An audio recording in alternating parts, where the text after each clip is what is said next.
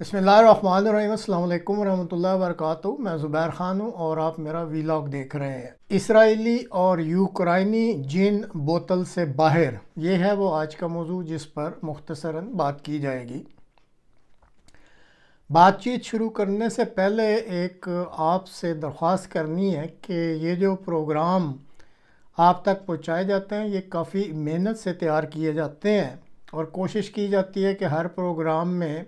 मालूमात भी दी जाएं। अब आप एक क्लिक के ज़रिए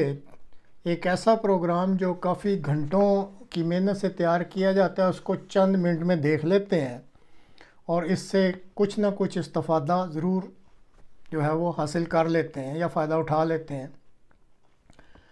अब इसके बदले आप इतना तो कर सकते हैं कि ये जो वीडियो होती है इसको सब्सक्राइब कर लिया करें, शेयर कर लिया करें और लाइक कर लिया करें, और अगर कोई आपके जानने वाले हैं तो उन तक भी आगे इसको फॉरवर्ड कर दिया करें। उम्मीद है आप इस दरख्वास्त पर ज़रूर अमल करेंगे। इस्लामी नुक्ता नज़र से कुरान एक इल्हामी किताब है जिसमें क़यामत तक के लिए दुनिया के तमाम इंसानों के लिए रहनुमाई का जो है मवाद मुहैया कर दिया गया है। अब अगर कोई इस मवाद से फ़ायदा उठाता है या नहीं ये उसकी अपनी स्वाबदीद है। इस वक्त फ़लस्तीनी इलाका में जो खौफनाक कज़िया जारी है इसके बारे में भी इस इल्हामी किताब में सूरह बनी इसराइल में, यानी और सूरतों में भी है लेकिन सूरह बनी इसराइल में भी इसका ज़िक्र मौजूद है। अहमदिया मुस्लिम जमात के चौथे सरबराह हज़रत मिर्ज़ा ताहिर अहमद रहमतुल्लाह ताला, उन्होंने इस सूरा की जो आयत नंबर 9 है उसके बारे में एक तशरीही नोट लिखा हुआ है और उस नोट के मुताबिक आप फरमाते हैं कि बनी इसराइल को आखिरी ज़माना में फ़लस्तीन पर दोबारा गलबा अता किया जाएगा, तो इसकी वजह काबिज़ फ़लस्तीनी मुसलमानों की बदअमालियाँ होंगी, यानी उन बदअमालियों की वजह से बनी इसराइल को यहाँ जो है दोबारा कब्ज़ा दिया जाएगा। और फिर इस कब्ज़े के साथ ही आप फरमाते हैं कि यहूद को एक बार फिर आजमाइश में डाल दिया जाएगा।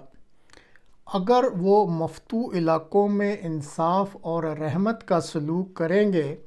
तो फिर इनका गलबा लंबा हो जाएगा, और अगर वो इसके बरअक्स अमल करते हैं तो उसके नतीजा में फिर कोई दुनियावी कौम उनको मगलूब नहीं करेगी, बल्कि अल्लाह ताला अपनी तकदीर से ऐसे सामान पैदा फरमा देगा कि बड़ी बड़ी ताकतें यहूद को फ़लस्तीन में पनाह देने से बाज रहेंगी। अगर हम इस वक्त देखें तो दुनिया की जो सबसे बड़ी ताकत अमेरिका है वो इस वक्त इसराइल की पुश्त पर खड़ी है, और ये अमेरिका की तरफ से ही मुहैया किया गया असला और गोला बारूद है जो वो बेगुनाह फ़लस्तीनियों की ज़ालमाना हलाकत के लिए इस्तेमाल कर रहा है, यानी इसराइल। इस मज़कूरा आयत की तशरीह में साफ बतलाया गया है कि अगर इसराइल मफ्तू इलाक़ों में इंसाफ और रहमत का सलूक करेगा तो इनका गलबा लंबा होगा, जबकि इसके बरअक्स अमल के नतीजा में बड़ी जो दुनियावी ताकतें होंगी वो इसराइल को पनाह देने से बाज रहेंगी। अब 14 दिसंबर को इसराइल के वज़ीर दिफा यूआव गालंट ने अमेरिका की तरफ से जंग बंदी, अमन और 2 स्टेट हल के लिए काविशों के लिए दिए गए जो मशवरे थे उसके बरअक्स अपने इस बयान के ज़रिए अमेरिका के मुंह पर एक ज़न्नाटेदार थप्पड़ रसीद किया है। अपने इस बयान में उन्होंने कहा है कि मौजूदा जंग कई महीने जारी रह सकती है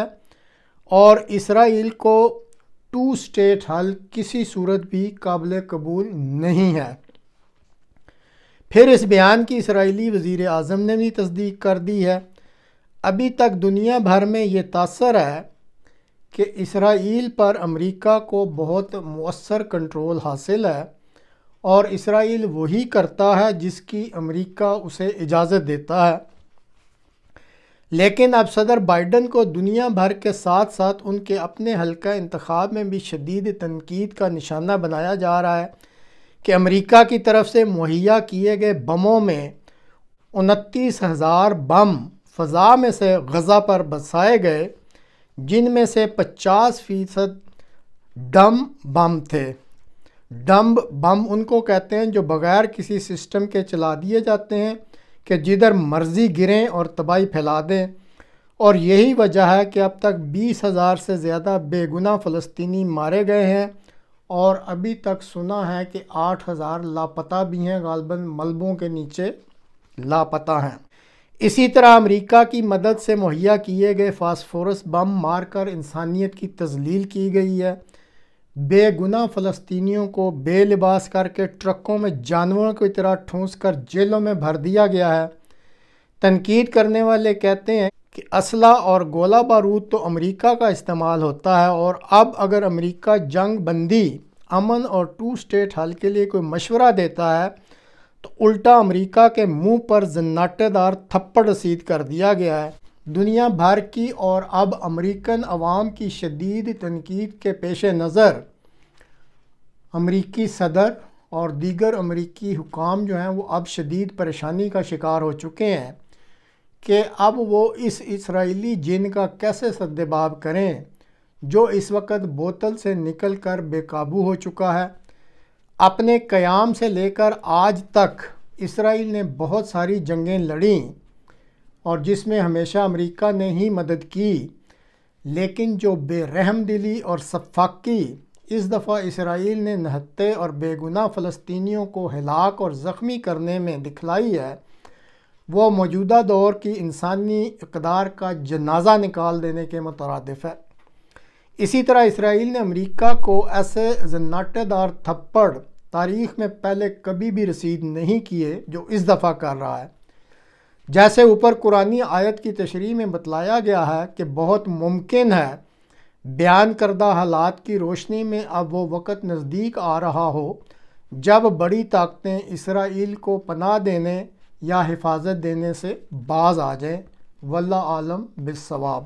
اب کچھ بات چیت یوکرائن کے بارے میں۔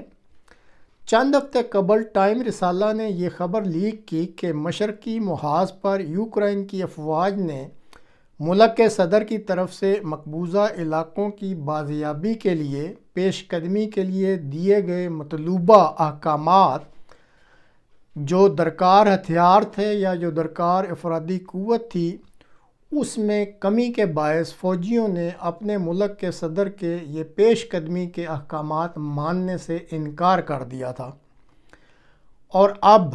تازہ ترین جو نیو یارک ٹائمز نے خبر دی ہے وہ یہ کہتا ہے کہ جنوبی محاذ پر ڈنیپر دریا پر پوزیشن لیے ہوئے یوکرائن کے میرین فوجی، اور میرین فوجی ناظرین جو ایلیٹ کلاس ہوتی ہے فوج کی، اس کو میرین سولجرز کہتے ہیں، ان میں بھی سخت بے چینی اور بغاوت کے جذبات پیدا ہو رہے ہیں۔ 2 ماہ پہلے یوکرائنی فوج نے دریائے ڈنیپر کو عبور کر کے مشرقی کنارے پر 1200 میٹر لمبا اور 300 میٹر چوڑا ایک برج ہیڈ بنایا تھا۔ برج ہیڈ اس پوزیشن کو کہتے ہیں جہاں سے پھر آئندہ کے جو ہونے والے آپریشنز ہوتے ہیں ان کی پلاننگ کی جاتی ہے، اور پھر وہاں سے ہی یہ آپریشن جو ہیں وہ لانچ کیے جاتے ہیں۔ اور جب انہوں نے یہ برج ہیڈ قائم کیا یعنی 2 ماہ قبل، تو روس کا 104 ایئر بورن ڈویژن جو تھا اس کو بہت شدید نقصان پہنچایا تھا، لیکن پھر اچانک جو ہے وہ گیم الٹ گئی، اور اب یہ حالت ہے کہ مشرقی کنارے پر یوکرائن کے ایک وقت میں 80 سے زیادہ فوجی ڈیوٹی نہیں دے رہے ہوتے۔ جو جاتے ہیں ان کو علم ہو چکا ہوتا ہے کہ وہ 1 وے ٹکٹ لے کر جا رہے ہیں، اور اکثر وہاں پہنچ کر دیکھتے ہیں کہ ان کو اپنے ساتھیوں کی لاشوں سے پھلانگ کر جانا پڑتا ہے، جو مرنے کے بعد وہیں پڑے کے پڑے ہیں، کیونکہ ان کی لاشوں کو اٹھانے کے لیے جو موٹر بوٹس درکار ہیں، کیونکہ واپس دریا کراس کر کے جو یوکرائن کی طرف لانا ہے وہ اس وقت موٹر بوٹس ہی اویلیبل نہیں ہیں۔ اوپر سے روس کی طرف سے مسلسل گولہ باری اور ڈرون حملے ہو رہے ہیں، جن سے بچنے کا کوئی مؤثر ذریعہ بھی وہاں اویلیبل نہیں ہے۔ میرین فوجیوں کے مطابق دریائے ڈنیپر کے مشرقی کنارے کا آپریشن ان کے مطابق ایک خودکشی کا پھندا ہے جو یوکرائنی صدر اپنے سیاسی مقاصد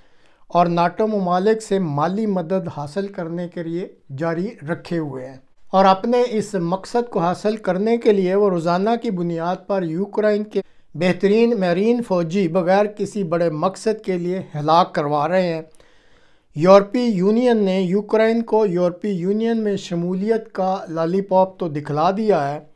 لیکن یہ ایک بہت لمبا اور مشکل مرحلہ ہے۔ یوکرائن کے لیے مدد جو ہے اس کو منظور کرنے کے لیے جو ہنگری کے وزیر اعظم نے انہوں نے اس مطالبے کو ویٹو کر دیا ہے، اس لیے اب یہ امداد ملنی مشکل ہے۔ امریکہ پہلے ہی مالی امداد سے ہاتھ اٹھا چکا ہے، اور اسی طرح اندرون ملک جو صدر زیلنسکی ہیں اور جو فوجی سربراہ زالوزنی ہیں ان میں آپس میں شدید اختلافات ہیں۔ تاہم صدر یوکرائن ابھی بھی اپنے آپ کو ایک بہت بڑا چیمپئن سمجھتے ہیں، اور امریکہ اور ناٹو کے شدید اصرار کے باوجود وہ نہ تو امن کی بات چیت کے لیے تیار ہیں اور نہ ہی ان کی کوئی اور بات مانتے ہیں، اور جنگ جاری رکھنا چاہتے ہیں، جبکہ روس بھی جو ہے وہ امن کی بات چیت کے لیے چند شرائط کے ساتھ تیار ہے۔ اب ناظرین کہہ سکتے ہیں کہ جیسے پہلے اسرائیل کے وزیر اعظم کے بارے میں کہا تھا کہ یوکرائنی صدر بھی جو ہے وہ اب بوتل کا وہ جن بن چکا ہے جو کہ بوتل سے باہر آ چکا ہے، اور اب نہ امریکہ کے قابو میں آ رہا ہے اور نہ ناٹو ممالک کے۔ اب دیکھنا یہ ہے، ناٹو تو بہرحال نام کا ہی ایک ادارہ ہے،